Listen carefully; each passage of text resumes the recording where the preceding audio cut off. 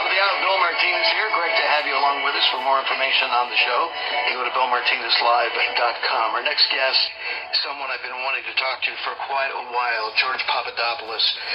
George is a citizen, a patriot, who is guilty of wanting to serve our country. And what has been perpetrated upon him and his wife and his family is beyond disgusting by the deep state, as you can imagine. The cost and its toll that is taken on him financially, mentally, as well as you can only imagine if you were in George's shoes. He has written and released a new book that is titled Deep State Target, How I Got Caught in the Crosshairs of the Plot to Bring Down President Trump. George, welcome to the show. How are you? Thank you a lot for having me. I appreciate it. Well, George, again, I am sincere in telling you, first of all, I don't know if anybody has thanked you for your service, but I want to thank you for the service that you offered to this country and what you tried to do for the 45th President of the United States during his candidacy. Thank you very much. Well, the deep state, some have questioned its existence even still after it's really clear, at least in my perception and observation, that the deep state does exist. And even though it's being exposed by Donald Trump, they're moving along and maybe just taking all this exposure in stride, are they not?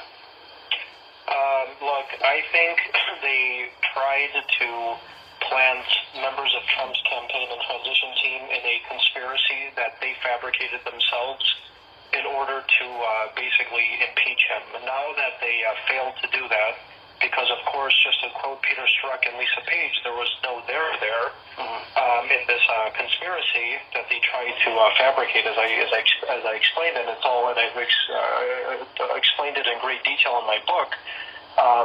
Now that the other shoe is on the other foot, as they say, and Donald Trump and William Barr and members of Congress are initiating new investigations into the investigators, most of these perpetrators that committed what I believe is an act of treason against this country, that initiated this counterintelligence investigation with one goal in mind, and that was to essentially impeach Donald Trump for something he never did, they're going to be exposed. And I think a lot of these people, including possibly Peter Strzok, Lisa Page, and Andy McCabe, it might even go higher than him, are part of what Devin Nunes has recently stated are sealed criminal referrals that he has sent to William Barr.